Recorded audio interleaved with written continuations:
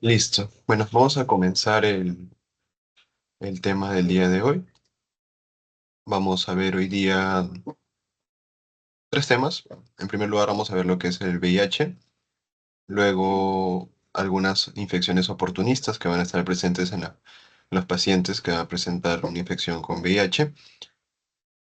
E igualmente vamos a ir viendo otras enfermedades infecciosas transmitidas por vectores. En este caso vamos a hablar sobre la enfermedad de Chagas o tripanosomiasis y también vamos a hablar un poco sobre lo que es leishmaniasis, ¿ya? Entonces vamos a comenzar con lo que es VIH.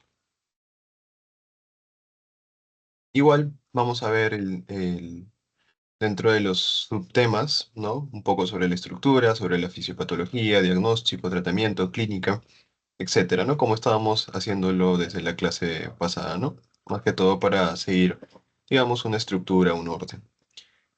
Bueno, vamos a comenzar hablando acerca sobre la estructura del VIH. El VIH sabemos que ya es un virus ARN, que a lo largo de la historia pues ha sido bastante controversial, ¿no? Todo lo que se menciona sobre lo que es el inicio del VIH. Se dice que el VIH comenzó en lo que es África hace aproximadamente 100 años y era una enfermedad que inicialmente estaba, digamos, solo en lo que son los chimpancés, pero luego ya se comenzó a lo que es a transmitir a los seres humanos. Y bueno, dentro de todas las teorías que mencionas, sobre todo las más populares y las que a veces no tienen un sustento, digamos, científico que lo respalde como tal. ¿Qué se menciona? Pues que el VIH fue porque unas personas en África decidieron tener relaciones con chimpancés y es así como comenzó lo que es el VIH, ¿no? Pero en sí esta propuesta pues no está tan esclarecida del todo, no tiene una base científica que la respalde y lo más aceptado que se menciona es que sí, ¿no? Sí comenzó con los chimpancés, pero no era porque tenían relaciones, sino porque se menciona pues que era por comer la carne de estos chimpancés. Esa es una de las tantas teorías que existen y es una de las que más se menciona, ¿no? Que es por el consumo de la carne, más no por tener relaciones. Y bueno, es así como comenzó el VIH. El VIH se fue expandiendo e incluso en años anteriores, aproximadamente los años 70, años 80, era donde, digamos, había mucha mayor cantidad de este virus, ¿no? Incluso hay bastantes famosos, bastantes cantantes, ¿no? Que se les relaciona con esta enfermedad. Entonces, el VIH en sí es una enfermedad que está bastante presente en nuestro país, bastante presente a nivel mundial y tiene un gran compromiso de lo que es el sistema inmune. Por eso es importante poder conocerla, ¿no? Y también saber cómo tratarla adecuadamente y poder, ¿no? Prevenir ciertas infecciones que pueden ser mortales en estos tipos de pacientes, ¿ya? Entonces, el VIH, bueno, ya vimos, es una estructura del virus, es un virus ARN que pertenece a la familia de los lentivirus. Básicamente vamos a ver que el VIH puede tener dos tipos, o tiene dos tipos. Un VIH tipo 1 y un VIH tipo 2. ¿En qué se van a diferenciar? Más que todo se van a diferenciar en que el VIH tipo 1 es el que va a producir el SIDA como tal. O sea, lo que hemos visto de la pandemia de los años 70, 80, ¿no?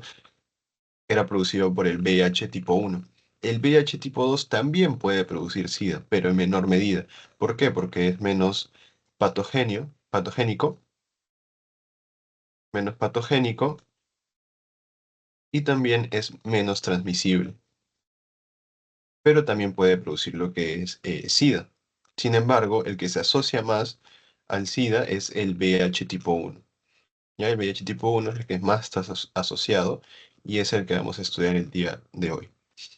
Entonces, el VIH tipo 1 va a tener unas, unas cepas, ¿ya? El VIH tipo 1 va a tener unas cepas, que son las cepas que se dividen en grupos, ¿no? Por ejemplo, tenemos el grupo M, el grupo M, el grupo N y el grupo O. Y dentro del grupo M nosotros vamos a tener unos subtipos, que son alrededor de 9 subtipos. Por ejemplo, tenemos el subtipo A, el subtipo B, C, D, etcétera, etcétera, etcétera, hasta la K. ¿Ya? 9 subtipos. Y también vamos a ver pues que existen unas cepas recombinantes, recombinantes, circulantes, circulantes, o formas recombinantes circulantes. O sea, básicamente el VIH vamos a ver pues que tiene unas cepas, que es el grupo M, grupo N y grupo O, y dentro del grupo M vamos a encontrar los subtipos, 9 subtipos A, B, C y D, y unas cepas recombinantes circulantes. Esto es más que todo para poder, digamos, eh, dividir, ¿no? Los diferentes tipos o cepas que vamos a encontrar, ¿ya? Pero en sí, pues, es más que todo para tener como conocimiento. Es muy poco probable que te pregunte en tu examen, ¿no? Solo para como conocimiento general. Y bueno, estas cepas recombinantes vendrían a ser la unión de los diferentes subtipos. Por ejemplo, acá vamos a ver en este caso, tenemos un mapa donde se encuentran las diferentes cepas y los diferentes subtipos del grupo M. Por ejemplo, en Norteamérica, ¿qué predomina? Predomina lo que es el subtipo B, ¿no? También tenemos a la cepa O, tenemos al subtipo A, al subtipo G, y tenemos a la forma recombinante circulante 01 AE, ¿no? Porque había mencionado que las formas recombinantes, como su mismo nombre lo dice, se recombinan, son varios son subtipos, por ejemplo, el subtipo AE se juntan y forman esta forma recombinante. Y también predomina lo que es el VIH tipo 2. Y en América Latina, ¿no? Sudamérica, ¿qué predomina? Predomina lo que es el subtipo B, ¿no? Tenemos la forma recombinante AE, tenemos lo que es el subtipo F, el subtipo C, y así en los diferentes países o diferentes continentes vamos a encontrar qué cepa y qué subtipo o qué cepa recombinante van a predominar de acuerdo al contexto que vamos a ver en cada uno de esos países. Entonces, esto es más que todo para poder ver una forma de cómo dividir esta, estas cepas, estos subtipos alrededor, ¿no? del mundo. Ahora sí, hablando acerca de la estructura del VIH, básicamente va a ser muy parecida a lo de otros virus. Va a tener también una envoltura, ¿no? Eh, Sería acá la abreviación EMP, que vendría a ser pues la envoltura. La envoltura va a estar compuesta por una bicapa lipídica,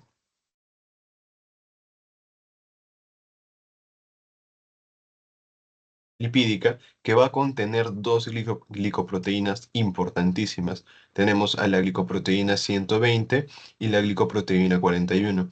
Entonces, tanto la glicoproteína 120 como la 41 van a formar lo que es la envoltura.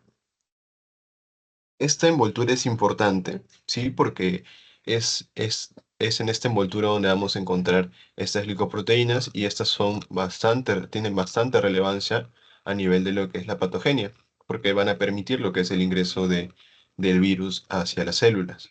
Sobre todo, la diana de este virus vendría a ser los linfocitos T CD4, ¿ya? Esa vendría a ser la diana principal. O sea, que van a afectar o van a infectar estos linfocitos.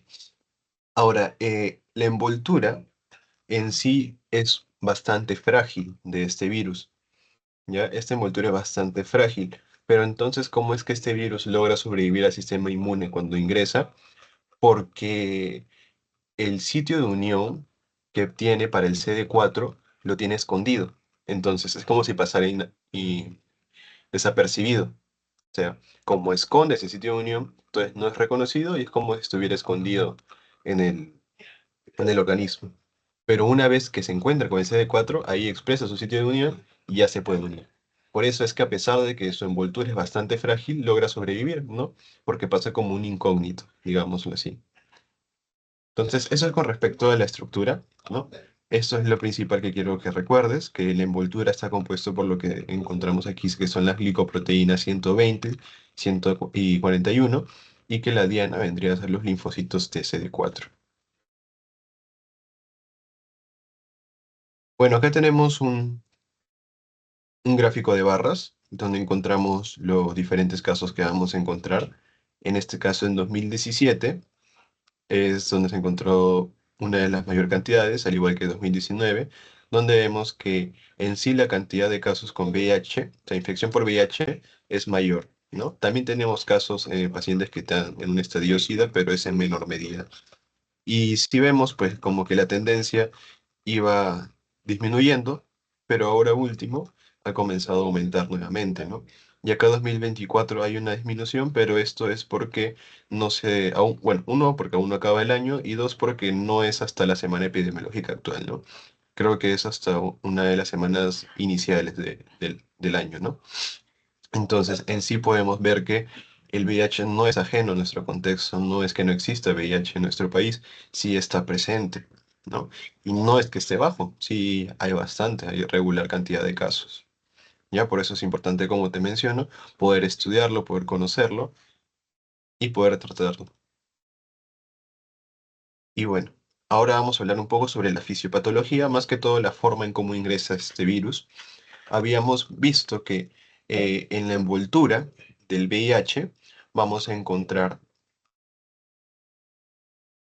a las glicoproteínas que te mencioné, la glicoproteína 120 y la 41, ¿no? Entonces, esta glicoproteína 120 va a unirse a lo que es el receptor CD4 expresado por los linfocitos de CD4.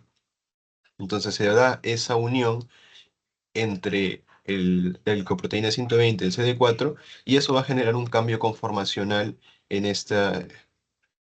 en esta glicoproteína y va a exponer para que se dé una segunda interacción. O sea, para que ingrese el virus necesita dos interacciones con dos receptores, no con uno solo, sino con dos.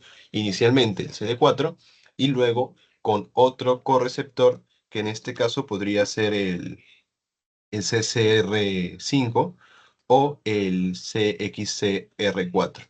Entonces, este segundo correceptor también va a unirse a lo que es la glicoproteína 120.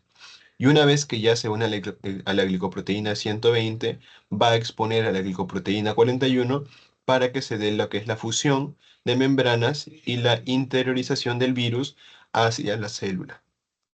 ¿Ya? Es parecido a lo que habíamos visto del COVID si es que queremos hacer una comparación. En el COVID habíamos visto la semana pasada de que tenía un dominio S1 y un dominio S2, ¿no? En el dominio S1 es donde se unía a lo que es el receptor, ¿no? De la enzima convertidora de angiotensina 2, y el dominio 2 era el que tenía la maquinaria de fusión. Entonces, en este caso, la glicoproteína 120, digamos que es la que interacciona, la que se une, y la glicoproteína 41 es la que activa esa maquinaria de fusión, ¿ya? Entonces, acuérdate, para que el VIH pueda ingresar necesita o sea, necesita de dos receptores. Uno es el receptor CD4 y dos, otros dos correceptores. ¿Ya? Entonces necesita esos dos para poder ingresar. Y esto sí creo que lo han preguntado en exámenes pasados, así que tenlo bastante en cuenta.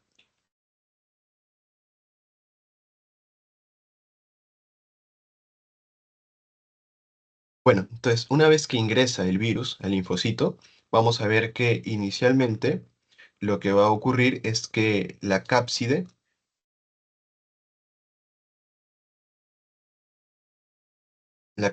se va, digamos, a desarmar y va a liberar el genoma viral. El genoma viral, ¿ya? Eso es en una parte inicial. Luego, una vez liberado el genoma viral, lo que debe darse es la síntesis de ADN. Y para esto va a convertir lo que es el ARN, porque hemos mencionado que este era un virus ARN, y lo va a convertir en ADN. Ya esto se le denomina como retrotranscripción.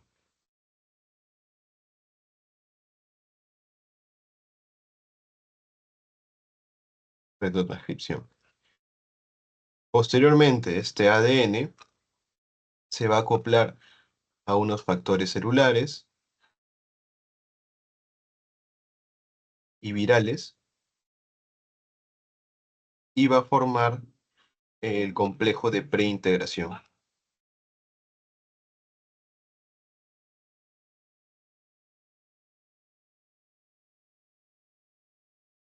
Preintegración. Y luego este complejo de preintegración se transporta al núcleo, donde se integra más el genoma del hospedero y forma a lo que llamamos la forma proviral del VIH. ¿Ya? Entonces, a ver, entonces, entonces ingresa el virus, ¿no? Ingresa por los receptores que ya mencionamos, por la fusión de las membranas, y una vez que ingresa, la cápside libera el genoma viral. Una vez que se libera el genoma viral, este genoma que contiene lo que es un ARN debe convertirse o hacer una síntesis de ADN. Y para eso va a haber una retrotranscripción, ¿ya? Porque nosotros, bueno, lo que hemos estudiado es que lo normal es que el ADN se convierta en ARN, pero en este caso es una retrotranscripción de ARN a ADN, ¿no? Luego, el ADN tenemos que se va a acoplar a unos factores celulares y a unos factores virales y va a formar el complejo de preintegración. Este complejo de preintegración se transporta a lo que es el núcleo y se combina con lo que es el genoma del hospedero y forma la forma proviral del VIH. ¿Ya? Y eso es un poco lo que vamos a hablar sobre la fisiopatología. Entonces, básicamente lo que va a hacer el VIH es que va a afectar lo que son los linfocitos TCD4. Por lo tanto, que va a generar a la larga, va a generar un estado de inmunosupresión. Entonces, como la persona está inmunosuprimida, va a ser susceptible a diferentes enfermedades, otras enfermedades infecciosas o de repente a otras enfermedades, ¿no? No, otras enfermedades crónicas de repente. Entonces, básicamente es lo que va a generar eso el VIH. Va a generar un estado de inmunosupresión, un, un estado de susceptibilidad inmunológica. Ahora vamos a pasar a hablar un poco sobre la clínica.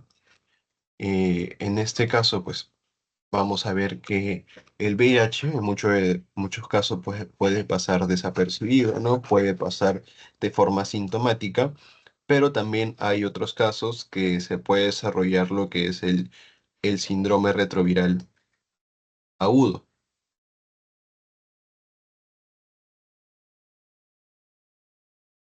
¿no? Y el síndrome retroviral agudo es cuando comienzan los síntomas y signos luego de unas semanas de que se ha estado en exposición frente a este virus.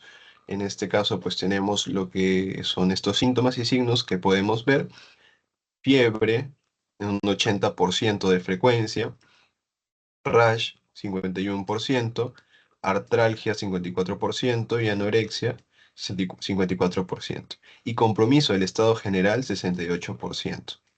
¿No? Entonces, inicialmente, pues este síndrome retroviral agudo va a afectar lo que es de forma sistémica. Ya va a haber fiebre, va a haber un compromiso del estado general y también va a existir lo que es una susceptibilidad. O sea, es una persona que va a venir y te va a decir, doctor, yo me enfermo a cada rato, ¿no? Sufro de faringitis a cada rato, sufro de úlceras orales, ¿no? Siento que ya me siento muy cansado, no tengo ganas de comer, has perdido peso, ha perdido peso más del 10%, ¿no? Entonces es una persona que puede, dentro de los diagnósticos, es esto, lo que es el síndrome retroviral agudo, ¿no? O sea, una infección por VIH.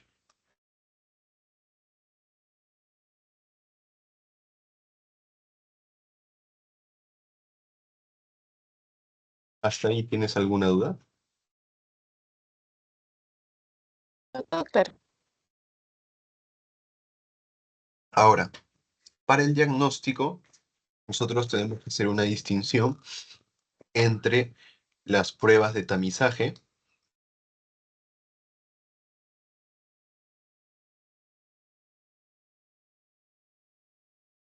las pruebas de tamizaje y las pruebas confirmatorias. Las pruebas de tamizaje son para eso, ¿no? Para hacer un screening rápido y ver qué personas podrían estar reactivas frente al virus, ¿no? En este caso tenemos al ELISA y tenemos a las pruebas rápidas.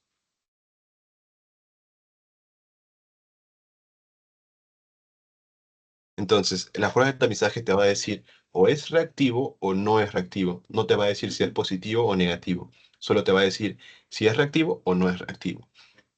Y las pruebas confirmatorias, ahí sí te va a decir si es positivo o negativo. Y en este caso tenemos la inmunofluorescencia indirecta, ¿no? Tenemos el Western blot y tenemos la carga viral. Y también tenemos lo que es el CD4. El CD4 en sí no se utiliza para el diagnóstico, ya es algo que bastante se confunden. El CD4 no sirve para el diagnóstico. Entonces, ¿para qué me sirve el CD4? Para clasificar o estadificar, estadiaje, y para seguimiento, o sea, ver la evolución del paciente. ¿Ya? El CD4 me sirve para eso, pero no me sirve para el diagnóstico. ¿Ya? Para el diagnóstico es la carga viral, el Western blot o la inmunofluorescencia indirecta. Y bueno, acá tenemos un gráfico, una imagen, donde nos muestra más que todos los días después de la exposición a este virus. Y nos mencionan que a partir del 10.º día ya se puede comenzar a utilizar ciertas pruebas. En este caso se puede ver lo que es el ADN proviral, ¿no? Por eso habíamos mencionado en la fisiopatología la forma proviral. Y luego, en los 12, 13 días, se puede ver se puede utilizar lo que es el antígeno P24. Pero esos no son tan usados. Lo que más se utiliza en nuestro medio es el ELISA. El ELISA de cuarta generación es lo que más se utiliza y miren, puede aparecer entre los 10 y 20 primeros días, ¿no? ¿No? Aproximadamente serán pues sus 14 días ya se podría ir viéndonos la presencia de un ELISA reactivo. Y los anticuerpos, ya de ELISA tercera generación, segunda generación, primera generación, comienzan a partir de los 20 días. Por eso es que antes se mencionaba pues que si te exponías a lo que es el VIH y te hacías una prueba el siguiente día, probablemente pues no va a salir reactiva, ¿no? Sino que tenías que esperar al menos unas 2 semanas, 3 semanas, hasta un mes para que recién te pueda hacer la prueba. Pero en ciertos casos, puedes esperar solamente unos 10 días y puedes hacer el ARN o el antígeno 24. Y ya si quieres esperar unos 14 días, ya puedes, o 15 días, ya puedes utilizar lo que es el ELISA de cuarta generación, ¿no? Para que no tengas que esperar todo el mes o un mes y medio para hacerte la prueba. Eso es todo, eso es más que todo para que puedas ver, ¿no? Los días de exposición y la relación con lo que es el ELISA. Y bueno, este es un algoritmo bastante interesante porque nos ayuda a cómo ver o qué hacer con una persona que esté susceptible a presentar lo que es VIH. O sea, hay más que todo tienes que ver conductas de riesgo, ¿no? Factores de riesgo. Por ejemplo, personas que tienen múltiples parejas sexuales o personas que comparten lo que son drogas intravenosas, ¿no? Sobre todo eso. O también en madres que son gestantes y tienen VIH, también controlar bastante lo que es el feto, ¿no? Entonces, en factores de riesgo tienes que ver, ¿no? Eso. Más que todo conducta sexual y si es que tienen hábitos nocivos como drogas principalmente. ¿Ya? Entonces es un algoritmo que es de MINSA que nos menciona ante una persona que tú sospeches que pueda tener VIH, o una persona en general, si es que se va a hacer una, un procedimiento quirúrgico, también se tiene que hacer dentro del protocolo lo que es la prueba del VIH, ¿no? Dentro de esas pruebas, y vamos a ver lo siguiente. Entonces, inicialmente le vas a hacer una prueba, una primera prueba. Si no es reactiva, o sea, no reactiva, entonces la persona, una de dos, o está no infectado, o sea, está sano, o está en un periodo de ventana, ya un periodo de ventana. Entonces, si eso es por un lado. Si sale reactivo, tienes dos caminos. Ya vamos a ver este primer camino de acá. Camino A. Si es reactivo, tú le vas a hacer una prueba de ELISA. Ya una prueba de ELISA. Y si no es reactivo, lo mismo. O no es infectado o es un periodo de ventana. Pero si es reactivo, ahí ya pasas a una prueba confirmatoria, que en este caso es la inmunofluorescencia indirecta, ¿no? Acá lo pone. Acá ya te dice si es positivo o negativo. Si es positivo es porque está infectado con VIH. Si es negativo es no infectado. Y si es indeterminado, puedes pasar al Western blot, donde igualmente te va a dar lo mismo, ¿no? Ese es un camino. El otro camino es que una primera prueba rápida, ves si es reactivo, entonces le haces una segunda prueba rápida contra otros antígenos. Y si es reactivo, entonces pasas a pruebas confirmatorias. Si no es reactivo, igual, o no está infectado o está en periodo de ventana. Y pasas a una prueba confirmatoria si es que es reactivo, a una inmunofluorescencia indirecta, donde te va a dar lo mismo positivo, negativo o indeterminado. Y luego pasas a un Western blot, donde te va a decir igual, positivo, negativo, infectado. O sea, básicamente lo que tú haces. Primero, una prueba rápida. Sale positivo, o mejor dicho, sale reactivo, entonces pasas a una segunda prueba rápida o pasas a un ELISA. Eso te sale reactivo, ahora sí pasas a una prueba confirmatoria, que es inmunofluorescencia indirecta, o puede ser Western blot. Ya, este es el algoritmo que se debe seguir para ver los pasos que debes realizar cuando tengas un paciente que puede ser susceptible a presentar esta infección.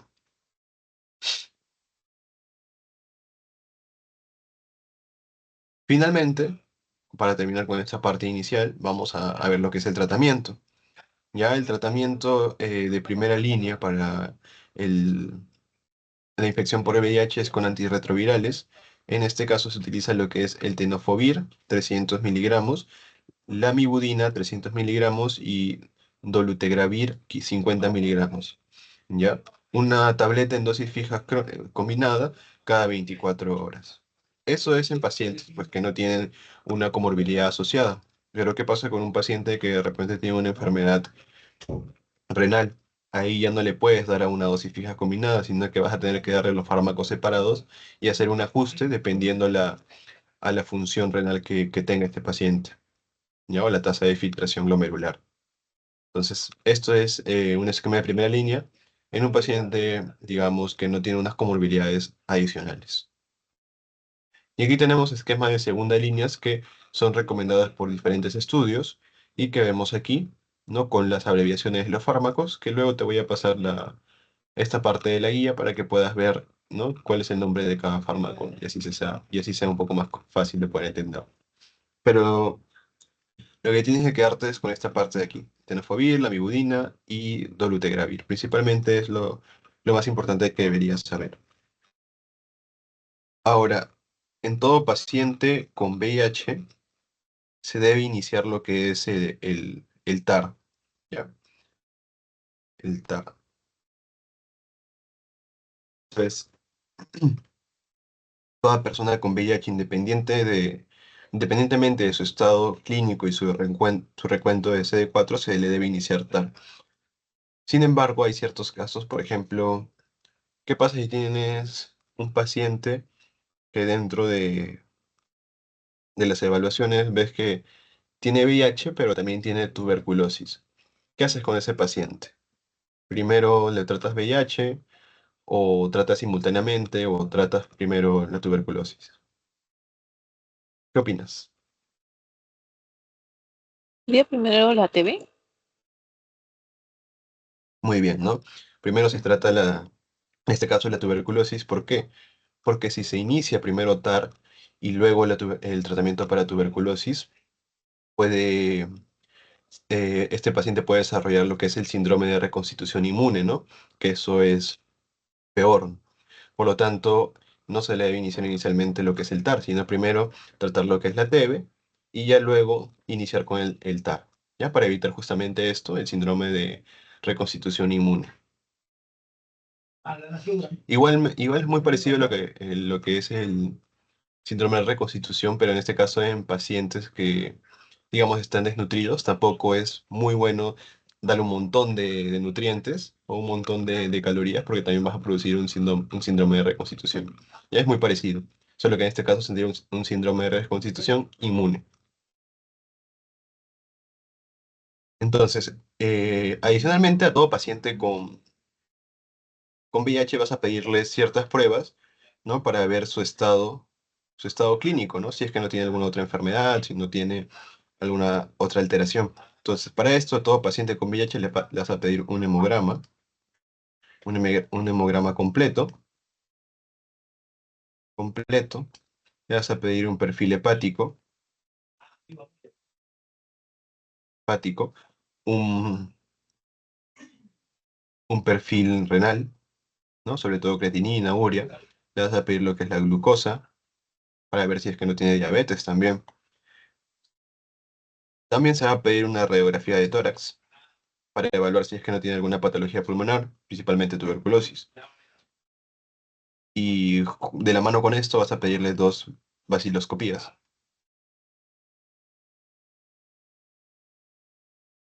Vaciloscopía. También detección de otras ITS,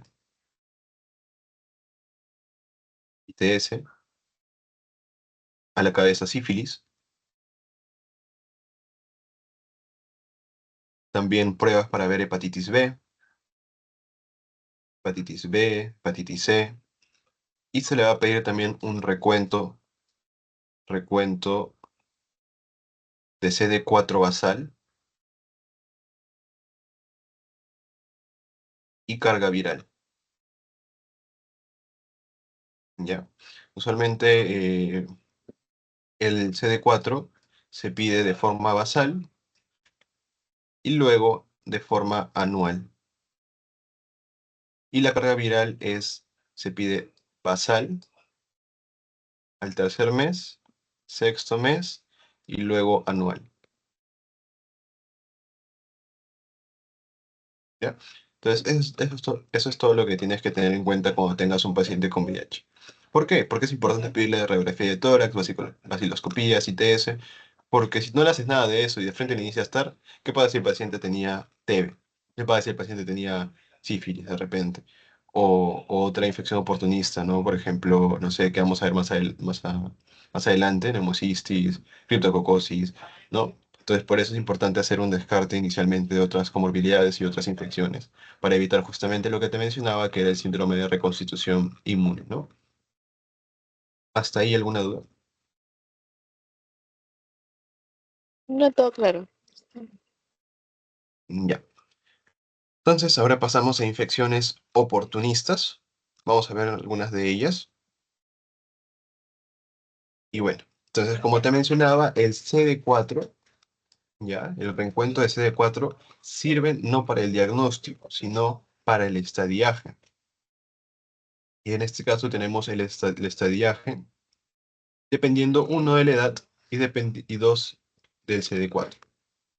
Por ejemplo, en mayores de 6 años, o en mayor o igual a 6 años, el estadio 1 se considera cuando el CD4 está a 500, mayor o igual a 500. El estadio 2, cuando el CD4 está entre 200 y 499. Y el estadio 3, el estadio SIDA, es cuando el CD4 está menos de 200. ¿Ya? Entonces, para esto es importante poder conocer este recuento de CD4. Entonces, si tú tienes un paciente que su CD4 es menos de 200, ya ahí puedes decir que está en un estadio SIDA. Pero, ¿qué pasa si tienes un paciente que tiene de repente un recuento de 400 y tiene ya una infección oportunista? En ese caso, también se le debe considerar ya en un estadio SIDA, porque ya tiene una infección oportunista, a pesar de que el CD4 no esté menos de 200. ¿Ya? Entonces, el CD4 solo, sin ninguna otra afectación, ninguna otra infección, estadio SIDA.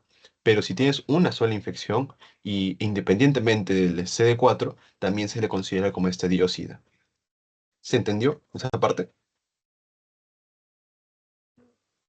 ¿Puedes repetir? No, no lo entendí bien esa parte. Sí. O sea, tienes un paciente y tiene un CD4 menos de 200. Ya lo catalogas como un estadio SIDA. Es un paciente uno. Pero tienes otro paciente. Este paciente tiene, digamos, 300 o 400 de CD4. Entonces ahí tú lo catalogarías, tú lo pondrías como si fuera un estadio 2, ¿verdad? Pero, ¿qué pasa si este paciente tiene 400 de CD4 y tiene ya una infección oportunista? Ahí lo pones como un estadio SIDA.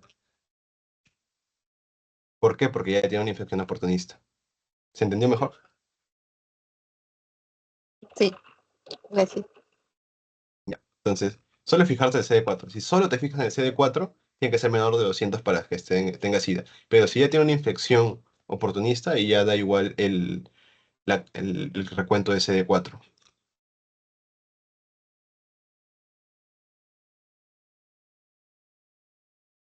Entonces, acá tenemos esta imagen donde se ve eh, la asociación entre las infecciones oportunistas y el recuento de CD4. Si nos damos cuenta, por encima de 200 hay pocas infecciones oportunistas. Tenemos herpes, tenemos tuberculosis, tenemos candidiasis oral. Pero por debajo de 200, mira, ya comienza a aparecer Pneumocystis carini, ya comienza a aparecer candidiasis esofágica, herpes mucocutáneo, toxoplasmosis, criptococosis, coccidiomicosis, etcétera, etcétera, etcétera. Por eso el punto de corte para ver si un paciente necesita profilaxis es 200. Ya, si es un paciente que tiene menos de 200, ahí ya debes iniciar profilaxis.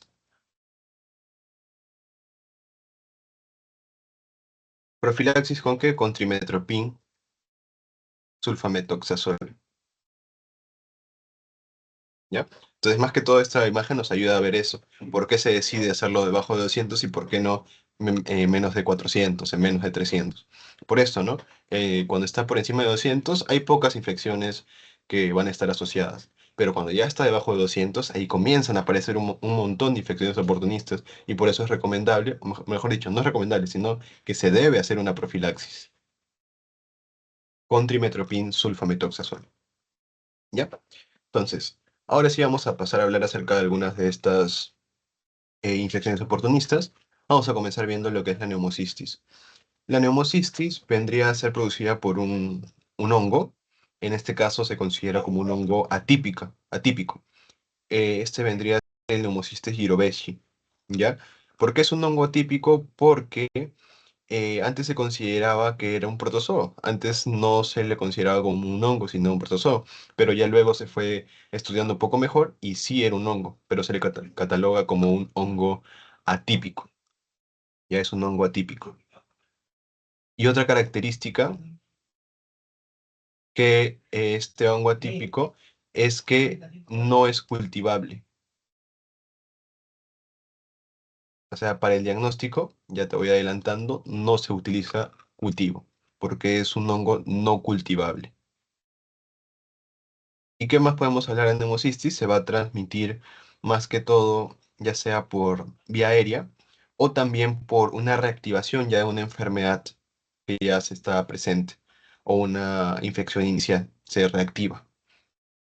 Cuando también se presenta neumocistis, cuando vamos a ver un paciente, sobre todo que tiene menos de 100 de CD4. ¿Ya? O sea, es un paciente que debería haber recibido lo que es una profilaxis, pero de repente el paciente o no tiene un buen tratamiento, o sea, no lo está llevando adecuadamente, ya sea porque deja de tomar de repente su TAR o algún otro factor que puede estar generando esto, ¿no? Pero lo ideal vamos a ver que es un paciente que está en menos de, de 100 de CD4. ¿Qué es lo característico que vamos a encontrar dentro de la clínica? Es que se va a producir una disnea subaguda a progresiva, una fiebre, una tos no productiva y el dolor torácico. Adicionalmente, bastante de los casos clínicos que vas a ver, te mencionan de que paciente que presenta, por ejemplo, paciente que tiene VIH, ¿no? Presenta una infección por VIH y tiene un CD4 bajo y presenta un neumotórax espontáneo, espontáneo. entonces ya puedes sospechar de neumocistis. ¿Ya? Eso es bastante característico en los casos clínicos. Te dicen paciente con VIH con CD4 menos de 200 y que tiene un neumotórax espontáneo, probablemente sea una neumocistis. ¿Qué vamos a ver también? Bueno, dentro de la clínica eso, ¿no? En general, tienes un paciente con VIH que no está bien controlado, ¿no? Que tiene un CD4 bajo y presenta fiebre, tos no productiva, dolor pleurítico o dolor torácico, una disnea, ya puedes ir sospechando de neumocistis. Pero para eso también tienes unos exámenes auxiliares, ¿no? Principalmente le vas a pedir una radiografía de tórax donde se va a ver esto de aquí, ¿no? Se va a ver un patrón retículo intersticial.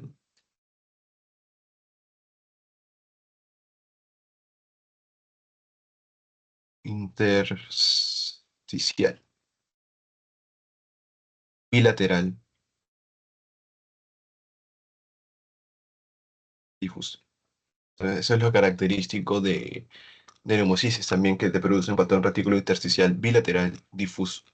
¿Qué más vas a poder hacer para el diagnóstico? ¿No? Ya mencionamos radiografía, estado de CD4, también que vamos a ver. El CD4 es más que todo para ver la susceptibilidad, no es que sea para el diagnóstico como tal, ya, o sea, es algo que se debe tomar en cuenta. Eh, ¿Qué más? Vamos a ver lo que es el esputo. Se puede hacer lo que es un lavado bronquial alveolar, etcétera, etcétera, etcétera. ¿Ya? Pero lo principal, ¿con qué vas a hacerlo? Clínica, clínica, más radiografía, más una prueba de laboratorio que es el DHL. Con eso, con todo eso positivo, ya vas a poder pensar que es una neumocistis y es suficiente para poder iniciar ya el tratamiento. El DHL está bastante asociado a neumocistis en pacientes con VIH. O sea que si el DHL está bastante aumentado, probablemente eso sea una neumocistis. O bueno, eso es lo que he estado revisando, ¿no? Y lo que me mencionaron también en mis prácticas. Un paciente que viene, que presenta una clínica respiratoria, una radiografía con este patrón y tiene un DHL elevado, entonces pensar bastante, hay bastante asociación con lo que es neumocistis, ¿ya? Entonces, lo que debes recordar de neumocistis, uno, no es cultivable, por lo tanto te pueden poner dentro del diagnóstico de neumocistis cuál es el diagnóstico o el cual estándar. Si te ponen cultivo, ya sabes que esa no es, porque es un hongo no cultivable. Entonces, disnea, fiebre, tos no productiva, dolor torácico, clínica. Si te dicen neumotórax espontáneo, ya eso relaciona con neumocistis. Luego, dentro de la radiografía vas a poder encontrar un patrón retículo intersticial bilateral difuso. Vas a ver dentro del diagnóstico también lo que es el esputo, lavado broncoalveolar, y lo importante también es el DHL. Si está aumentado, probablemente eso sea neumocistis. Ya se acuerdan de neumocistis, DHL, patrón retículo intersticial, neumotórax espontáneo y no cultivable. Ya sobre todo esos cuatro parámetros que puedas recordar de esta parte de aquí. Para el tratamiento que se va a utilizar lo que es el trimetoprim sulfametoxazol, 15 a 20 miligramos o 75 a 100 miligramos por kilogramo. Y esto puede ser oral o intravenoso. Entonces, ese es el tratamiento de primera línea. Trimetoprim sulfametoxazol. Luego tienes alternativas como primaquina, clindamicina, atovaquona, pentamidina, pero esto es lo principal. Y esto es lo que suelen preguntar también en los exámenes, el tratamiento de primera línea. Entonces, eso es lo que respecta a neumocistis. Ahora vamos a pasar a hablar acerca de criptococosis, ¿no? Vamos a ver algunas alteraciones del sistema nervioso central, en este caso criptococosis meningia. Esta también va a ser producida por un hongo, en este caso una levadura encapsulada, que también se suele presentar cuando hay un CD4 bajo, ¿ya?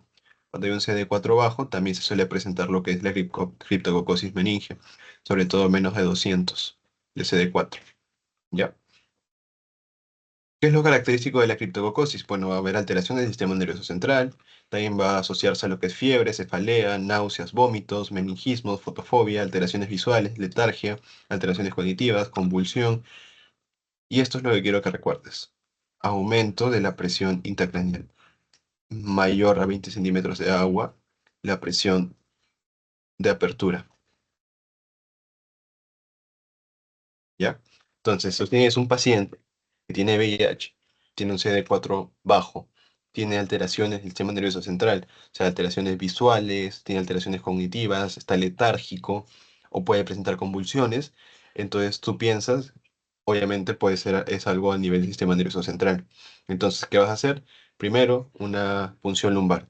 Y si en la punción lumbar tú ves que la presión de apertura está aumentada, mayor a 20 centímetros de agua, entonces, esto está bastante asociado a lo que es criptococosis. Entonces, es lo que debes recordar también de esta parte de aquí. Ya por eso lo resalto, porque esto es característico de la criptococosis que te produce un aumento de la presión intracraneal, donde se puede ver que la presión de apertura es mayor a 20 centímetros de agua. Entonces, eso es lo principal. Ahora, para el diagnóstico se utiliza lo que es el líquido cefalorraquídeo, no tanto por la alteración celular, sino más que todo para ver la presión de apertura.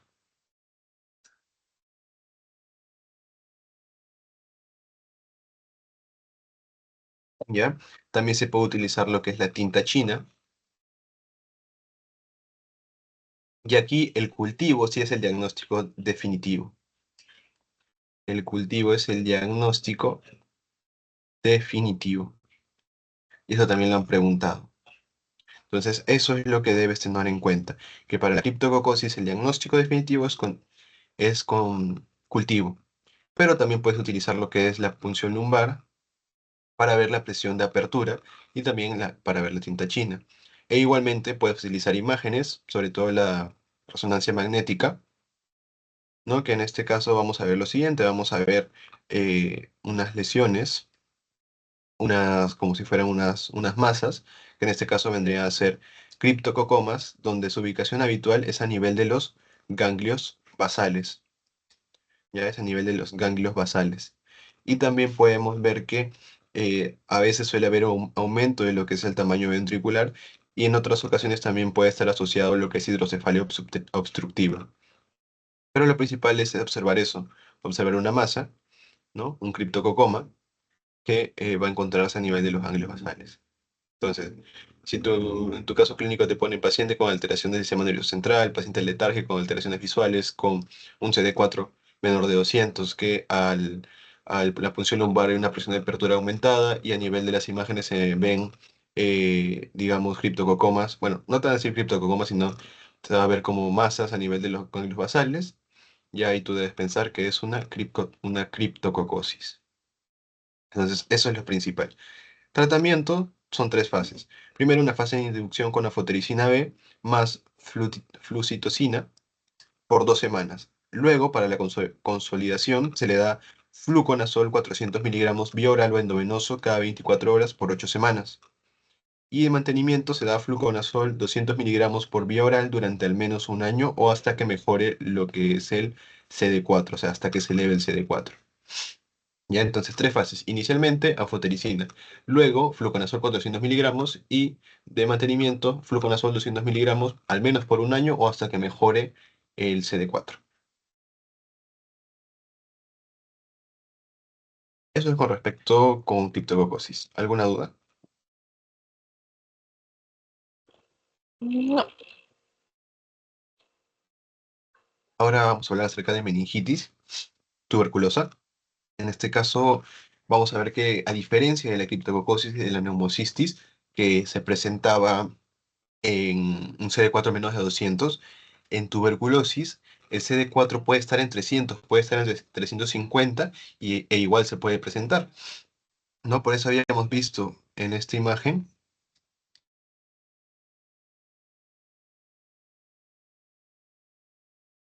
¿no? Por eso habíamos visto que en esta imagen por arriba de 200 se puede presentar lo que es la tuberculosis. Entonces no te vayas a confundir en el examen con esa parte. No necesariamente tiene que estar bajo el CD4 para que se presente. ¿Y por qué se va a presentar? Más que todo por una diseminación de la tuberculosis pulmonar, ¿no? Entonces, te viene un paciente que tiene antecedentes de haber tenido tuberculosis, ya, y que tiene VIH, ya puedes pensar que hay una meningitis tuberculosa, ¿no? Si es que tiene manifestaciones clínicas de afectación del sistema nervioso central. Entonces, dentro de las manifestaciones que vamos a encontrar fiebre, cefalea, vómitos, desorientación, estupor. Esto es insidioso, ¿no? Y la bacteriana es más aguda. Es la diferencia entre una meningitis tuberculosa con una meningitis bacteriana. La meningitis tuberculosa suele ser insidiosa y la meningitis bacteriana es más aguda. También puede tener compromiso de las pares craneales. En general, va a haber una alteración del sistema nervioso central. Para eso tú le vas a pedir imágenes y se puede observar también tuberculomas, ¿no? Y también se le puede hacer un estudio de lo que es el líquido cefalorraquídeo para ver la presencia, pues, ¿no? de la tuberculosis. Pero en general te van a decir que tiene antecedente de haber presentado tuberculosis. ¿Qué vamos a ver acá también? Vamos a ver esquema de tratamiento para pacientes con tuberculosis y que presentan VIH. Por ejemplo, aquí tenemos la tuberculosis miliar o extrapulmonar con compromiso del sistema nervioso central u osteoarticular. Entonces, ¿cuál va a ser el tratamiento? El tratamiento va a ser em, rifampicina, isoniazida, etambutol y piracinamida, 2 meses, los 4 fármacos, diario, y luego 10 meses, solo isoniazida, rifampicina, diario. O sea, un total de 12 meses.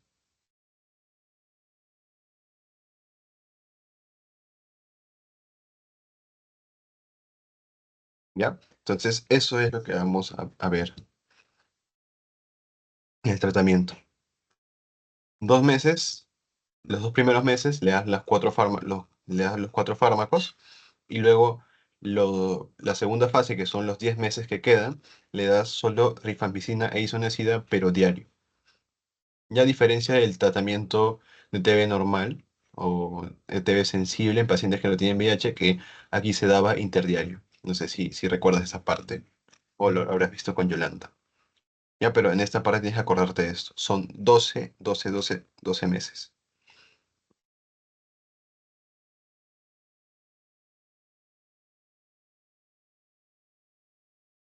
Ahora vamos a hablar de encefalitis sin focalización. En este caso vamos a ver lo que es el citomegalovirus. El citomegalovirus es un virus el cual tiene una doble cadena de ADN y va a estar asociado a lo que es retinitis. Va a haber afectación del sistema gastrointestinal, no puede haber una esofagitis y colitis.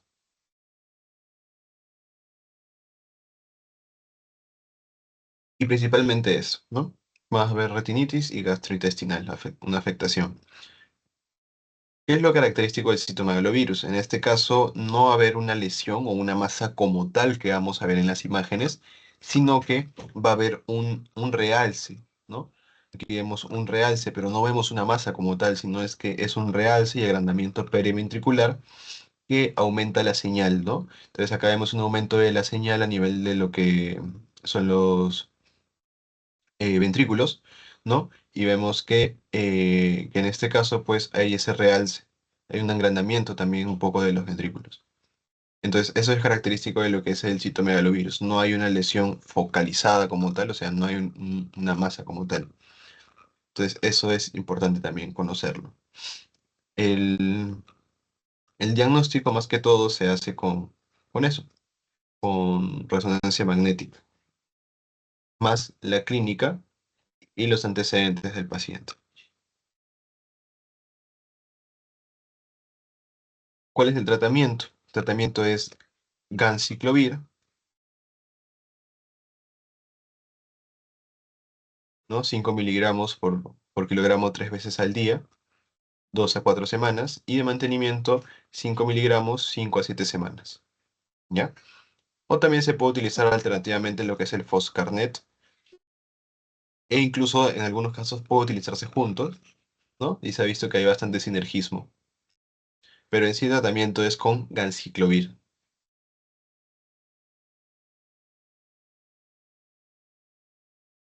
Y finalmente vamos a ver encefalitis con focalización. En este caso vamos a hablar acerca de toxoplasmosis.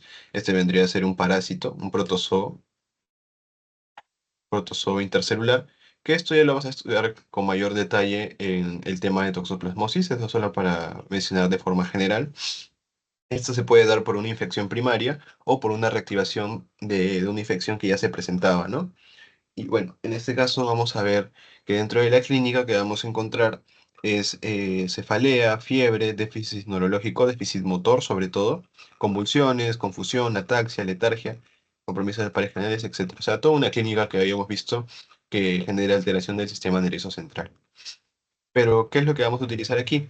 Para el diagnóstico se va a utilizar lo que es el líquido cefalorraquídeo, que a veces suele ser inespecífico, no hay como que un detalle o algo que nos oriente bastante, sino que suele ser inespecífico. Y también se utiliza lo que es el IgG. El IgG se utiliza para ver también lo que es el diagnóstico, ¿no? Sobre todo. También se utiliza lo que es la resonancia magnética. En la resonancia magnética vamos a ver esta lesión, no esta imagen, que se ve una imagen con realce en anillo. Anillo.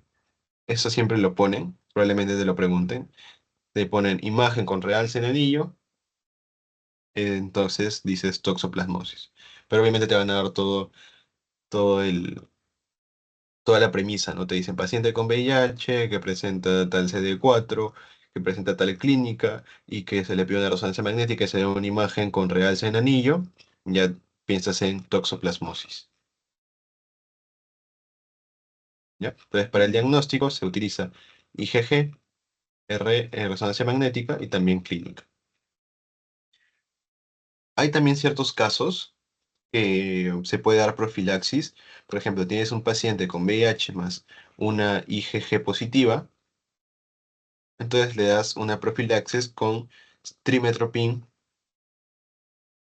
sulfamethoxazole, ¿ya? ¿Y cuál es el tratamiento para la toxoplasmosis?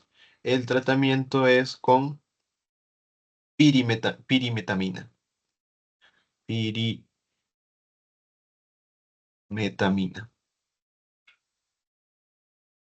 Pero en el Perú no suele haber ese fármaco, así que lo que se utiliza es el trimetoprim sulfamethoxazole. Si en el examen te pregunta cuál es el tratamiento de elección y te ponen dentro de las alternativas pirimetamina, marca esa. Pero si te dicen, no te ponen esto y te ponen trimetoprim, marca trimetoprim sulfamethoxazole. ¿Ya? Entonces, eso es lo que tenía para mostrarte con respecto a esta primera parte de la clase que es toxoplasmosis. No sé si tienes alguna duda.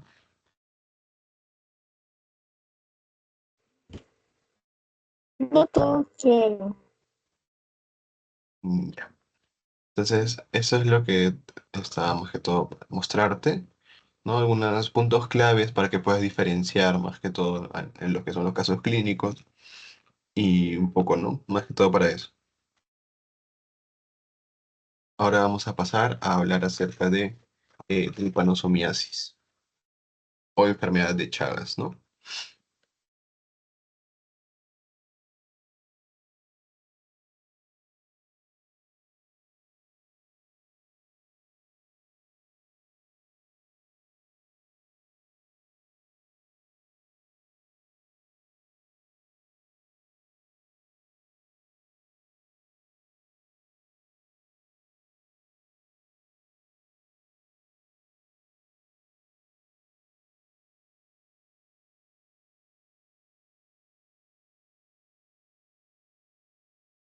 Listo.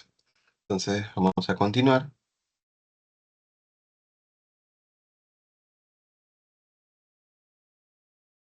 Ahora vamos a hablar acerca de la enfermedad de Chagas, o también llamada como tripanosomiasis. Igual vamos a hablar un poco sobre la estructura de este parásito, vamos a ver la epidemiología, la clínica, el diagnóstico, etcétera. Entonces vamos a ver que la etiología de esta enfermedad vendría a ser por un parásito, ¿ya? Sería un protozoo flagelado, el cual vendría a ser el Trypanosoma cruzi.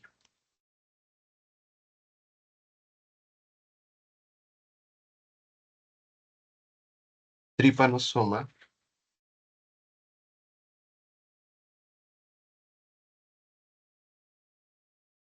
soma cruzi, ¿ya? Entonces este parásito es el que va a producir la enfermedad de Chagas. ¿Cómo se va a transmitir este parásito? Va a ser una enfermedad transmitida por vectores. En este caso, el vector vendría a ser el Triatoma infestans principalmente, que vendría a ser, digamos, un triatoma que es hematófago, ¿no? Es decir, que se va a alimentar y en ese proceso de que se alimente, de que hay un paso esencial que ya vamos a describirlo más adelante, es que se produce esta infección, ¿ya? Pero es producida por un protozoo flagelado. Este protozoo flagelado, vamos a ver que tiene, digamos, ciertas formas. Por ejemplo, tenemos la forma de amastigote, que es una forma más ovalada, y la característica de esto es que no presenta flagelo. Mientras que el epimastigote y el tripomastigote sí presentan flagelo, pero en el caso del epimastigote, su cinetoplasto lo vamos a encontrar en la parte anterior del núcleo. Y en el tripomastigote, el cinetoplasto lo vamos a encontrar en la parte posterior al núcleo.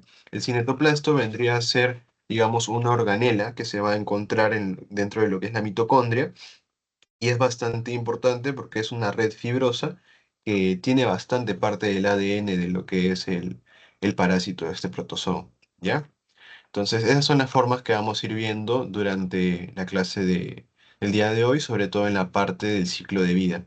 Amastigote, una forma ovalada, ovoide, que no tiene flagelo. Epimastigote, si tiene flagelo, más alargada. Igual el tricomastigote también es más alargado y la diferencia más que todo radica en el cinetoplasto. En el epimastigote está anterior y en el tripomastigote posterior. Con respecto a la epidemiología, vamos a ver que el número de casos de enfermedad de Chagas en el 2024 vemos que es de cero, pero esta es a la semana epidemiológica número 5 si mal no recuerdo, número 7. Y y bueno, si comparamos con los anteriores años, vemos que los casos oscilan en eso, ¿no? Entre 50, entre 130 aproximadamente, ¿no? Entre esos rangos usualmente. A veces se presentan muchos más, a veces otros menos. Por ejemplo, hasta el 2023 se han presentado 65 casos. Y el 2024 más o menos debe oscilar por ahí, ¿no? Unos 20, unos 30, más o menos. ¿Y dónde es más frecuente? ¿Qué departamento vamos a encontrarlo con mayor frecuencia? En Arequipa. En Arequipa es donde se concentra la mayor cantidad de casos usualmente. Entonces, vamos a hablar acerca del ciclo de vida. El ciclo de vida, ya mencionamos que va a ser transmitido este parásito por un vector. ¿Qué vector vendría a ser o qué reservorio? Este de aquí, ¿ya? Ese vector de aquí, que se le denomina como un triatomino, ¿no? Un triatoma. El triatoma infestans es el que va a transmitir principalmente el parásito, ¿no? Este triatoma es intradomiciliario y peridomiciliario, ¿ya? O sea que va a estar dentro de lo que son las casas, sobre todo en los departamentos que son más endémicos, ¿no? Como por ejemplo Arequipa. Y lo que vamos a ver es que los residentes o los pobladores, ¿no? Los que se ven afectados por este vector que ya lo conocen, porque lo han visto, ¿no? Durante toda su vida, no van a decirte, doctor, he encontrado o he visto en mi casa hay un triatoma infestas, ¿no? Sino que le da un nombre más coloquial, que creo que se le denomina como chirimacha, ¿no? Y así le suelen llamar también, como chirimacha. Entonces es este de aquí el que va a producir eso, ¿no? La chirimacha. Entonces, vemos, ¿no? El triatoma va a morder porque es un vector hematófago, o sea, se alimentar de la sangre del ser humano, va a morder y no es en la mordedura, a diferencia de lo que hayamos visto de dengue, de Zika, ¿no? Que, em, que en la mordedura no se transmite. O sea, en la mordedura como tal, no se transmite lo que es el parásito, sino que pasa. Este triatoma lo que hace es que al defecar es ahí por donde ingresa. O sea, te muerde y defeca al costado de la herida o muy cerca de la herida y es así que las heces van a contener a los parásitos e ingresan por la herida y de esta manera pueden ingresar al ser humano, ¿no? O sea, no es por la mordedura, no es por la mordedura, sino que es por las heces de este parásito. ¿Por qué? Porque la forma infectiva de este parásito es el tribomastigote metacíclico, ya que se va a encontrar en las heces de este. Entonces ingresa el tripomastigote metacíclico, ingresa a través de la herida que se forma de la mordedura. Y vamos a ver que llegan a nivel de lo que son de los macrófagos residentes, ¿no? De esta zona, van van a ingresar al macrófago, se van a encerrar en un fagosoma, pero suelen estos evadir esto, lo del fagosoma, ¿no? Y dentro del macrófago a pasar a lo que es van a pasar al, al citoplasma y van a comenzar a transformarse en amastigotes. Se transforman en amastigotes, comienza a proliferar, ¿ya? Comienza a proliferar y llega un punto donde se vuelven a transformar en tripomastigotes, rompen lo que son las células que han infectado, dentro de ellas están los macrófagos, y se liberan al torrente sanguíneo. O sea, básicamente, ingresan los tripomastigotes, ingresan los macrófagos y otras células, comienzan a proliferar en la forma de amastigote, luego cuando se han multiplicado bastantes, rompen estas células o estos macrófagos y se liberan. ¿Pero qué se liberan? Tripomastigotes. ¿Ya? Y estos tripomastigotes pueden infectar otras células o unas nuevas células y así van a generar lo que es ese ciclo de multiplicación, ¿no? Entonces, eso es lo principal. Pero, ¿qué otros tejidos tienen afinidad este parásito? Tiene afinidad sobre todo por el tejido cardíaco, también por lo que es el tejido muscular liso, las células endoteliales, etcétera. Principalmente el tejido cardíaco, tejido muscular liso es lo que más suele afectar.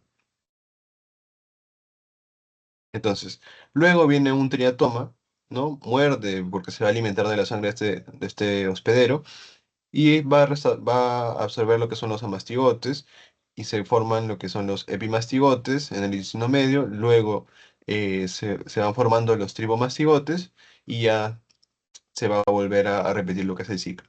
Entonces, puntos claves de la parte del ciclo de vida. Uno, la infección no se da por la mordedura, sino por las heces del triatoma. Dos, ¿cuál es la forma infectiva? El tripomastigote metacíclico. Tres, ¿cuáles son los tejidos de mayor, digamos, afinidad, mayor tropismo? El tejido cardíaco y tejido muscular liso.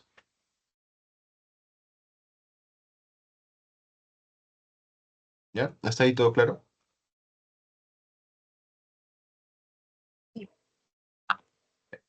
Acuérdate, el tripomastigote metacíclico es la forma infectiva. ¿Ya? Y el tejido cardíaco, el tejido muscular liso, digamos que son los tejidos que tienen mayor tropismo, mayor afinidad. Acuérdate que no es por la mordedura, sino que es por las heces. Entonces, dentro de la clínica se puede separar la enfermedad de Chagas de tres formas, en una fase aguda, en una fase de latencia y en una fase crónica. En la fase aguda vamos a ver que tiene un periodo de incubación de alrededor de 8 a 10 días, y en este caso que se va a presentar, principalmente aquí va a haber lo que es fiebre, va a haber fiebre, sobre todo a predominio nocturno. ¿Qué más vamos a encontrar? Vamos a ver un chagoma en la piel y también vamos a ver lo que es el signo de Romaño.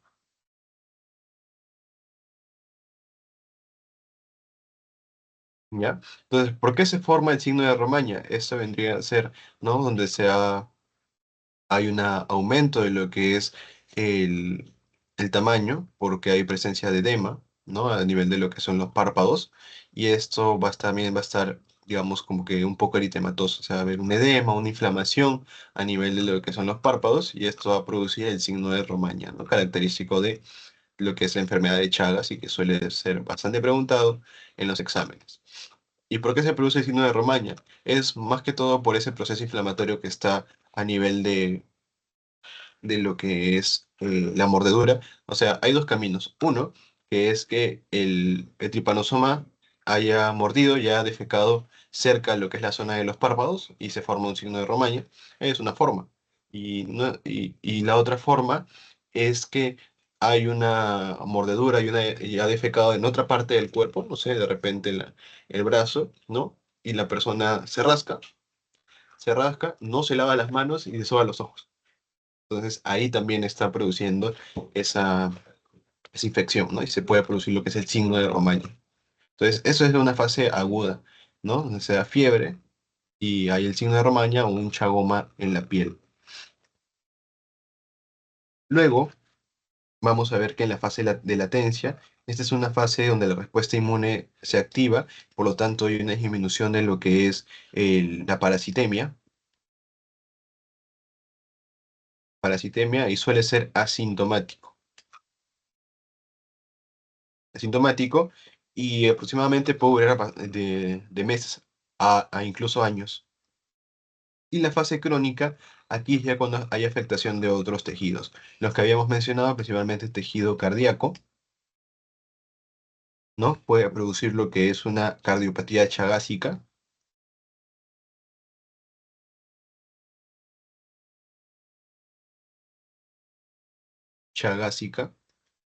que puede estar relacionado con lo que es una insuficiencia cardíaca congestiva. Se puede presentar también una tromboembolia y en muchos casos incluso puede ir con muerte súbita. ¿Ya? Pero lo ideal, y quiero que recuerdes, es que a nivel de lo que es el tejido cardíaco va a producir una cardiopatía chagásica que puede estar relacionada con una insuficiencia cardíaca congestiva o con tromboembolia. Eso es a nivel cardíaco. También habíamos visto que a nivel del tejido muscular liso también se puede producir lo que es esta afectación, ¿no? Se va a ver principalmente un megaesófago,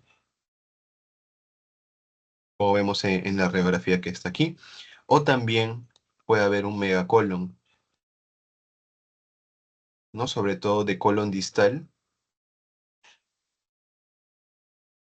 y sigmoides. Pero eso es lo principal, ¿ya? Entonces acuérdate, en la fase aguda va a haber el signo de Romaña. ¿Qué vas a ver? Va a haber un chagoma en la piel y puede haber fiebre, predominio nocturno. En la fase de latencia suele ser asintomática, pero ahí disminuye la parasitemia. Y en la fase crónica ya es cuando se afectan otros tejidos, por ejemplo, el tejido cardíaco, cardiopatía chagásica, o el tejido muscular liso, ¿no? Megaesófago, megacolon. Y eso es lo que vamos a ver principalmente en la clínica, ¿ya?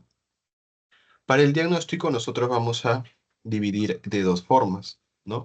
Vamos a ver que todo esto vendría a ser el diagnóstico directo y las pruebas serológicas vendrían a ser el diagnóstico indirecto.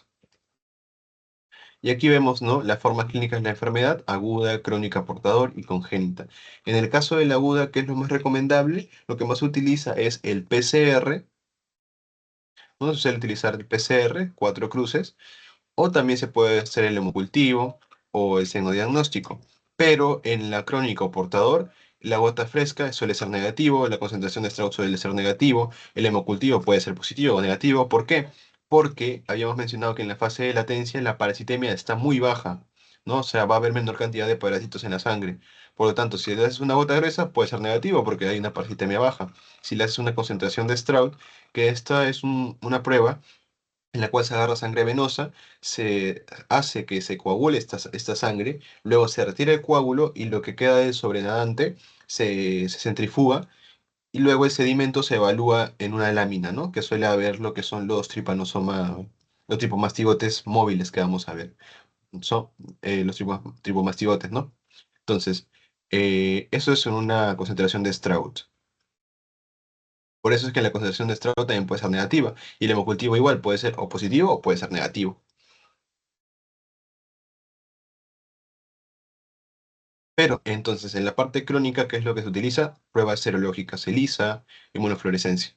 Entonces, crónica, debemos decir pruebas serológicas. Y en la forma aguda, lo que más se utiliza, PCR, ¿ya? O también gota gruesa. Exámenes de sangre, ¿no? Directos. Gota gruesa o gota fresca.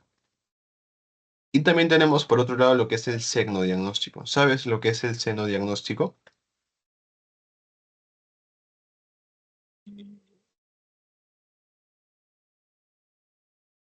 El diagnóstico es cuando Tú tienes un paciente que tiene una alta sospecha de que tiene una enfermedad de Chagas. ¿Y qué es lo que haces? Hay ciertos centros que se encargan de criar a los triatomas, sobre todo los triatoma infestans. Los crían para que estén libres de infección. ¿Y qué hacen? Lo traen al triatoma, hace que se alimente del paciente, o sea, lo comienza a morder al paciente. Y luego de unas semanas, alrededor de un mes, evalúan las heces de este parásito. Y si en las heces se encuentran los trigomastigotes, entonces dicen que este paciente entonces sí ha estado con una enfermedad de Chagas. Y si no presenta nada de las heces, entonces este paciente está sano, ¿no? Entonces, eso es lo que llamamos el diagnóstico. Son triatomas que se crían de forma, digamos, para que esté libre de lo que son parásitos y luego hacen que el paciente lo muerda para que se pueda alimentar y ya cuando se evalúen las heces luego de un mes, ahí se ve si es que está la presencia del parásito o no. Finalmente, para el tratamiento que vamos a utilizar, vamos a utilizar lo que es el Nifurtimox, el nombre comercial Ampit, 8 a 10 miligramos por kilogramo, diario por 60 días, ya, o sea, alrededor de 2 meses. Y en niños también cambia un poco, pero sobre todo acuérdate que es nifurtimox el tratamiento. Y el otro fármaco que también se puede utilizar es el benznidazole, que también se puede utilizar en estos casos. ¿Ya? Finalmente, ¿cómo podemos hacer para evitar que se propague esta enfermedad de Chagas? ¿No? Es eliminar lo que es el vector, lucha antivectorial, buena higiene, ¿no? Inocuidad alimentaria, cribado de los donantes de sangre y mujeres en edad fecunda. ¿Alguna pregunta hasta ahí? No, está todo. Ya. Ya, entonces acuérdate, la etiología es un protozoo flagelado. Epidemiología, más en Arequipa, ciclo de vida, se da por el vector, que en este caso es el Triatoma infestans, se da por la defecación cerca de la herida, más no por la mordedura. La forma infectante es los tripomastigotes metacíclicos. Tiene mayor afinidad por el tejido cardíaco, por el tejido muscular liso. En fase aguda que se presenta el signo de Romaña o el chaboma en la piel, fiebre. La fase de latencia es asintomática y hay una disminución de la parasitemia. Fase crónica, hay afectación de otros tejidos, tejido cardíaco, produce una cardiopatía chagásica relacionada con lo que es una insuficiencia cardíaca congestiva o con tromboembolia, y el músculo liso que produce megaesófago, megacolon. Ya, diagnóstico directo y directo. Directo para fase aguda, indirecto para crónico o portador. Aguda que se utiliza sobre todo PCR, se puede utilizar gota gruesa, gota fresca, hemocultivo, constelación de Straub, etc. Para crónico o portador se utilizan las pruebas serológicas ya que la parasitemia es baja. Ya, sobre todo esa parte de ahí. Tratamiento con nifurtimox y prevención, buena higiene, inocuidad alimentaria, etcétera, etcétera, etcétera. Y ahora vamos a pasar al último tema, que vendría a ser leishmaniasis. Ya con eso estaríamos acabando.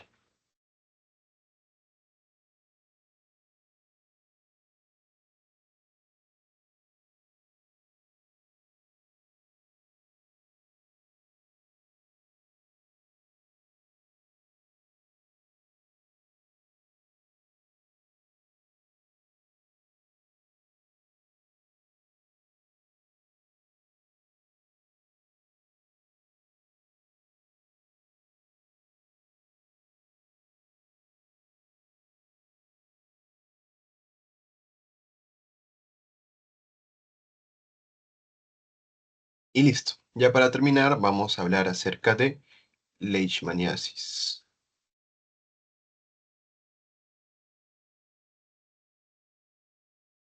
Listo.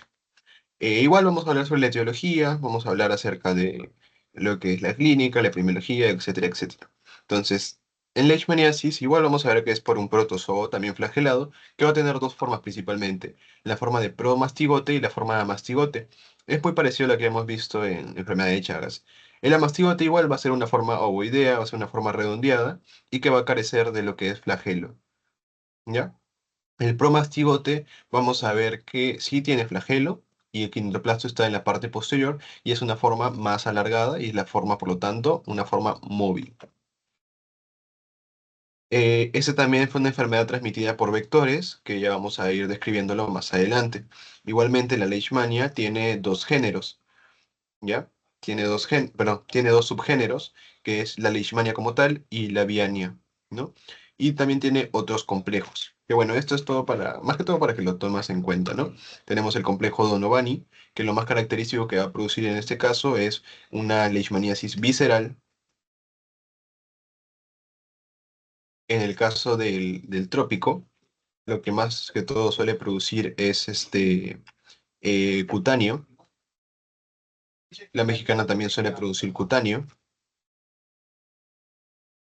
Ertiguin no tiene una asociación, digamos, con alguno de estos, pero el brasilense en sí, ese suele ser el muco cutáneo.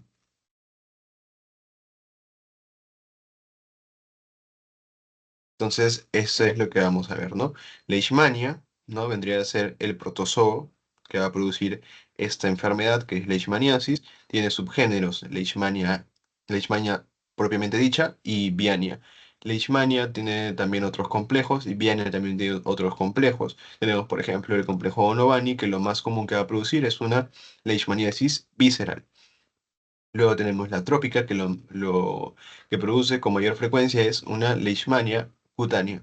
Luego la mexicana, también cutánea, y la brasiliensis mucocutánea. Y esto es algo que vamos a ir viendo en el transcurso de la presentación. ¿Y cuál es la forma más común?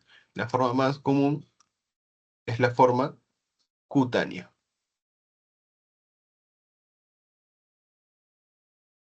¿No? Por ejemplo, acá tenemos un gráfico donde se ven los casos de leishmaniasis desde 2016 a 2024.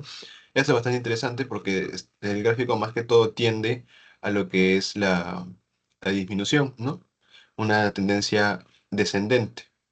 Y eso es bueno porque está controlando un poco mejor lo que son los casos de leishmaniasis. Pero mira, hasta 2024 hay presencia de 50 casos, mucho más a diferencia de 2023, 2022, 2020, probablemente porque estamos centrándonos mucho en otras enfermedades, ¿no?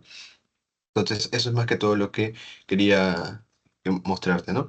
Los departamentos que más van a tener casos de leishmaniasis son Lima, Cusco y Ancash, principalmente esos tres, ¿ya? Dentro del ciclo de vida, nosotros vamos a ver que, como te mencioné, pues esto va a ser producido por un vector, en este caso es el mosquito, que es la Lutzomia,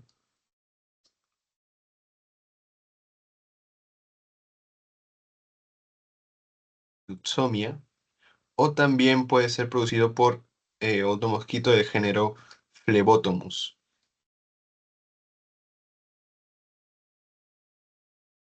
Pero la lutzomia es la que lo produce con mayor frecuencia.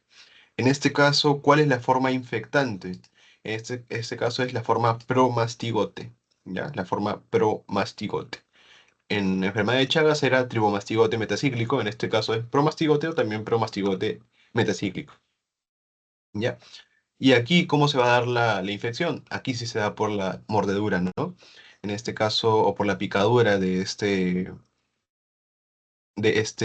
mosquito. Se pica porque es un mosquito hematófago y ahí es donde va a ingresar este parásito, ¿no? Que el promastigote es la forma infectante. Luego, ¿qué va a pasar? Ingresa y los macrófagos residentes van a fagocitar a los promastigotes. Los promastigotes se van a convertir en amastigotes dentro de los macrófagos y estos amastigotes van a comenzar a multiplicarse y finalmente van a romper estas células, incluyendo a los macrófagos, y van digamos, a poder diseminarse hacia otros tejidos, ¿ya? Entonces, eso es lo característico de esta parte del ciclo de vida. Uno ingresa el promastigote, luego lo fagocitan los macrófagos, también pueden infectar otras células que son residentes, ¿no? de la zona de la picadura. También estos promastigotes se transforman en amastigotes, donde se da una proliferación, una multiplicación de estos amastigotes. Luego rompen estos tejidos donde están infectando y de esta manera es como se produce la úlcera que vamos a ver, ¿no? O sea, toda esa afectación cutánea que vamos a ir viendo en la parte de la clínica. Finalmente, pues va a venir un mosquito, otra leucemia, va a alimentarse de la sangre de la persona y se va a infectar, ¿no? Se va entonces dar lo que eh, se va a alimentar de los amastigotes, ¿no? Y se va a formar los promastigotes y finalmente se va a repetir el ciclo. Entonces, esto es lo que quiero que veas el ciclo de vida. Principalmente acuérdate que la forma infectante es el promastigote, va a infectar a los macrófagos, va a formar a los amastigotes, van a multiplicarse, van a romperse, van a comenzar otros tejidos y de esta manera van a formar la afectación o la lesión cutánea que vamos a ver más adelante.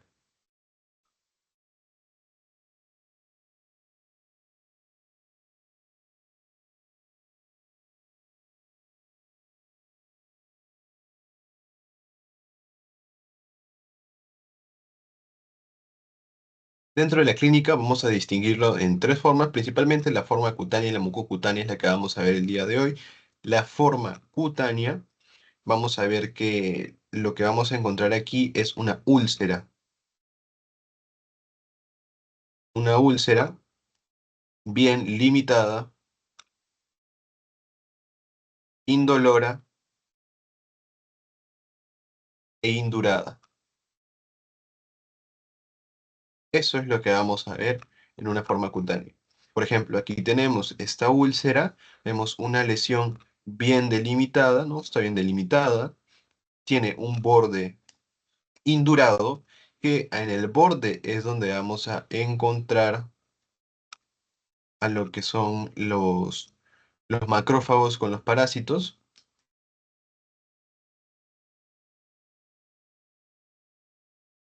Y aquí dentro vamos a ver la úlcera en forma de sacabocado, donde vamos a encontrar tejido granulomatoso y células sanguíneas, ¿no? Entonces, es lo que vamos a ver de esa parte de aquí. La forma cutánea es una úlcera limitada, indolora e indurada, ¿ya? Luego, en la forma mucocutánea, aquí, como su mismo nombre lo dice, ya se comienza a afectar lo que es la dermis y la mucosa. Y la mucosa. Y esta afectación ya es un poco más destructiva. Por ejemplo, aquí ya vemos que hay una afectación de lo que es el tabique nasal, ¿no? Y de algunas estructuras vecinas al tabique nasal, y se forma eso es lo que vemos aquí, ¿no? Esto se le denomina como espundia o pico de tapir, o nariz de tapir, mejor dicho, o nariz de tapir.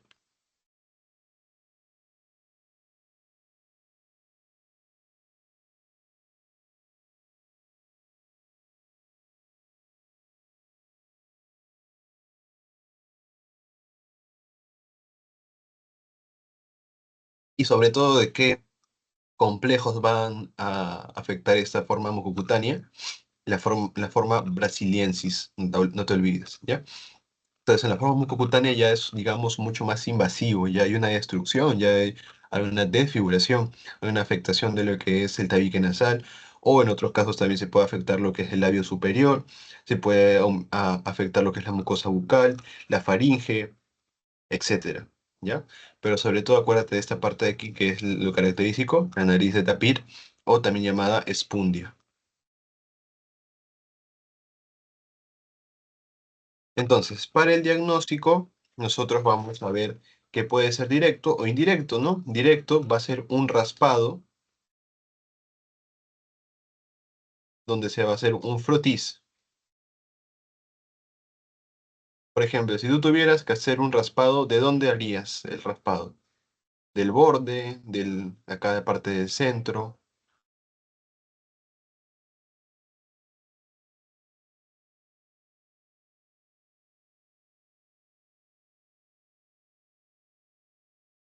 En el centro. ¿Ya? Del centro. En este caso, ¿de dónde se hace el raspado? Se hace del borde, ¿ya? Acuérdate, el raspado se hace del borde de la úlcera. ¿Por qué? Porque en el borde de la úlcera o en el borde indurado vamos a encontrar a los macrófagos y dentro de los macrófagos van a estar los amastigotes. Entonces, si tú le haces un raspado de la parte del centro del tejido granulomatoso, vas a ver eso, células inflamatorias, tejido granulomatoso, pero no vas a ver el parásito. En cambio, tienes que hacerle un raspado del borde de la úlcera, del borde indurado. ¿Por qué? Porque ahí al frotis sí vas a poder ver a los macrófagos Y dentro de los macrófagos vas a ver a los amastigotes. Y eso ya te ayuda para el diagnóstico. Es una forma indirecta. ¿Cuál es la, perdón, directa? ¿Cuál es la forma indirecta? Pruebas serológicas, ¿no? Por ejemplo, tenemos el ELISA, la inmunofluorescencia indirecta, y también tenemos en otros casos el test de Montenegro. Montenegro. El test de Montenegro es muy parecido a lo que es el PPD en la tuberculosis. También vamos a ver que se utiliza un se inyecta de forma intradérmica un antígeno, ¿no? de Leishmania y luego se espera 48 a 72 horas y se mide el diámetro de lo que se forma, ¿no? Se me ha ido el nombre ahorita, ¿ya? El abón, ahí está. Se forma el abón y tienes que medirlo, ¿no? Y es muy parecido a lo que es el PPD. Y luego tenemos el ELISA y la inmunofluorescencia indirecta. Pero lo principal en una forma cutánea, claramente puedes ver que con un raspado y un frotis ya puedes hacer el diagnóstico, ¿no? Porque vas a ver a los macrófagos con amastigotes. Y esta lesión, esta herida, siempre acuérdatela, porque es bastante frecuente, ¿ya? Que a veces se pone en los casos clínicos, te ponen esta imagen y ya con eso puedes ir viendo que es una leishmaniasis, ¿no? Entonces, una úlcera en forma de saca bocado y en el borde indurado vamos a encontrar los macrófagos con los amastigotes. No, por ejemplo, acá tenemos la toma de muestra, el raspado se hace del borde de la lesión, no vemos acá que está el borde, bueno, acá está el borde indurado, acá tenemos esa úlcera que es indolora, ¿no? A veces suele sanar de forma espontánea, ¿no? Y de ahí se toma lo que es la muestra, ¿no? Del borde de la lesión. Y aquí podemos ver el macrófago, ¿no? El macrófago, y podemos ver acá los amastigotes, ¿no? Amastigotes de forma redondeada, ovoide, que no tienen flagelos. Y finalmente tenemos el tratamiento. El tratamiento de primera línea es con antimoniales, el N-metilglucamina, glucagantime, y el estigogluconato de sodio. Dosis, en verdad no creo que pregunten. Tampoco he revisado los bancos, pero al menos en los que yo llevé no preguntaban tanto las dosis, pero sí preguntaban el nombre del fármaco. Y creo que eso es lo principal que debes recordar, ¿no? El nombre del fármaco. Ya si es una lesión cutánea, mucocutánea, eso ya puedes verlo, ¿no? Más que todo radica en la duración de los días. Por ejemplo, en cutánea no suele haber tanta afectación, ¿no? Por eso es 20 días, mientras que en la mucosa, en la mucocutánea ya es un poco más invasiva, por lo tanto son más días, 30 días aproximadamente. Y de segunda línea tienes la anfotericina B.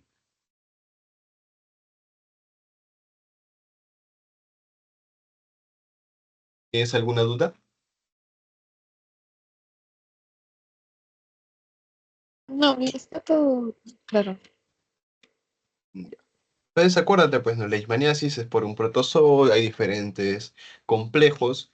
El mucocutáneo es más relacionado con lo que es el complejo brasiliensis, ¿no? Del subgénero Viania, perdón.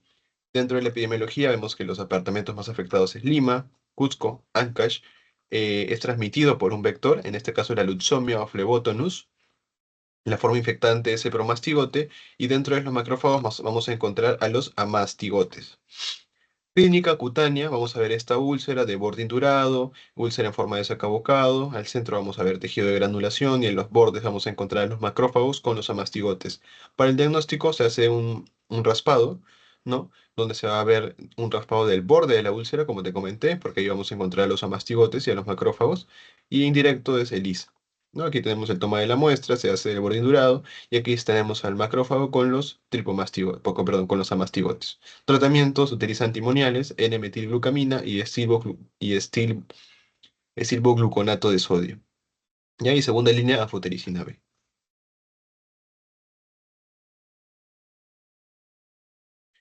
Listo. Entonces,